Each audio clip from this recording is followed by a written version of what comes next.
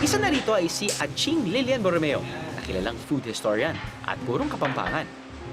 Nasusunog yung bahay ni Aching Lilian. Well, which is always a good thing kapag meron kang nakikitang usok, sabihin nun, may nilulutong masarap na naman si Aching Lilian. Aching Lilian, it's been such a long time.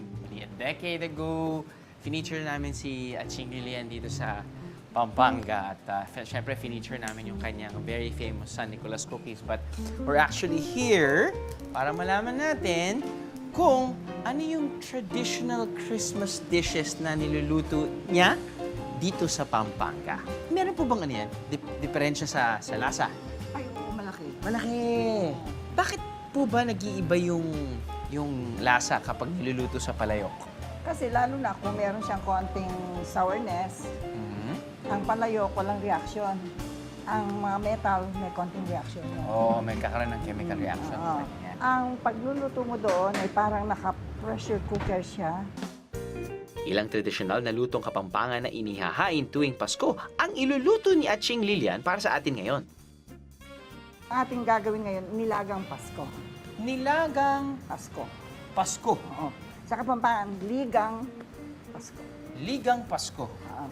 Ito ay meron siyang yung ham na buto-buto. Okay. Meron siyang manok, meron siyang pork. Kung may baka ka, may baka, ihalo-halo mo lahat yan. Eh, di talagang napakasarap yan. Manggagaling sa buto. Oo, sa wow. buto-buto. Nalagay mo Okay. lahat dyan. Tapos lagyan mo na ng gulay-gulay, asin at paminta, tapos na siya. Hindi ba madali, no? No. Yung mga mayayaman, talagang ham ang nilalagay. Yung buo. Oo, yung hindi pa luto. Yung mga parang okay. ganito kalalaki. Ito ay baboy ito. Oo. Lahat ilalagay mo dyan. Tapos ang manok mo malaki. Wala akong baka eh, kaya hindi na ako. Okay. Kasi ang baka sa amin, every Saturday lang. Nakasanayan na po yan. Meron naka-frozen. Tapos tatakpan natin uli. Ayan. Kapag medyo kumukulo na, doon na tayo maglalagay ng gulay-gulay. Okay.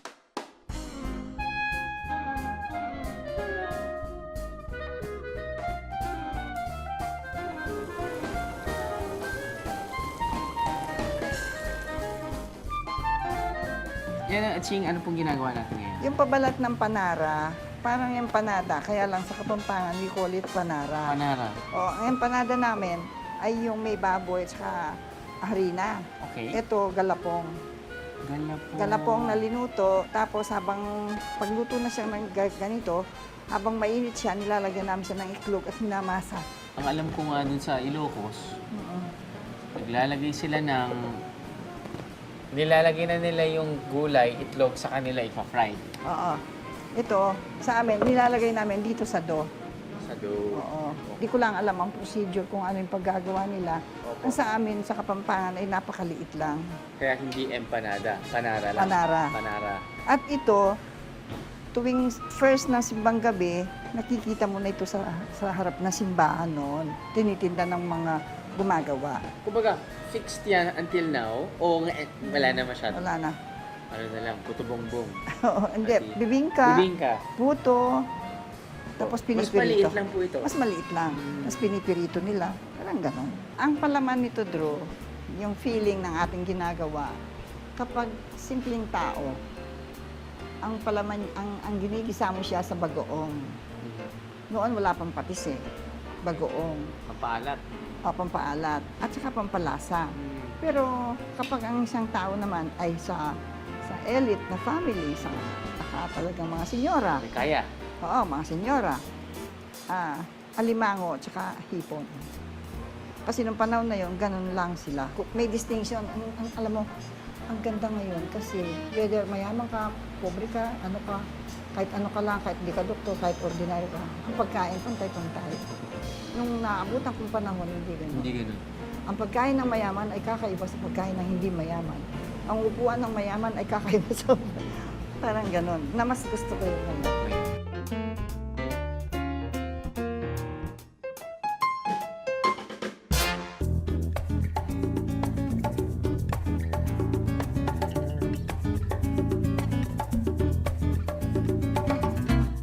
Meron tayong smell vision. Naamoy niyo yung naamoy ko yan po yung nakasanayan ko ding amoy sa bahay ng lola ko.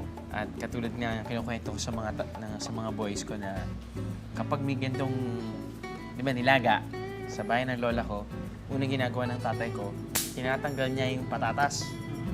Minamash niya, nilalagay niya ng asin, tapos naglalagay ng butter. Gumagawa siya ng mashed potato. Yun yung nakasanayan ko. Tikman ko muna yung... Ito ang ito na lang. ganyan, oh. Lagyan mo ng sound. Sobra naman ata yung sound mo. Gusto sabihin mo daw nun, masarap. Hindi kasi alam mo, iba talaga pag ano eh. Iba yung broth eh. Pag hinalo-halo na, lumabas na yung taba. Halo-halo na dun sa... nanggagaling sa buto. Tastes like home. Well, at least Pampanga has become home away from home for me. Second home mo na yun. Second province. Ito na yung ito yung home ko sa Pampanga. Alam mo, talagang kung titignan ka, pwedeng sabihin nilang Kapampangan ka eh. Number 1. Bakit po? Gwapo ka eh. Hindi ako Gano'n pa ako ng mapapansin. camera kasi may camera. Ito lang pala. Hindi, kasi mga Kapampangan karamihan, mga may tsura. Mga may maganda. Ako lang, hindi lang. Paano ba to?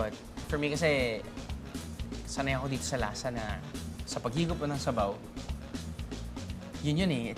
Ang daming flavors mo matitikman at it just feels, it's very hearty, you know? At siguro one of the reasons why nga sinaserve to tuwing, well, Pasko, it's just a hearty dish eh. Tikman po natin to. Dito ka ko yun.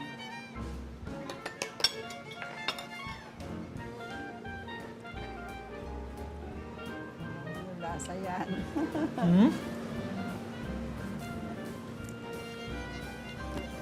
Sarap i-take home na ito, Ching. Sarap mag-take home. Dapat lang.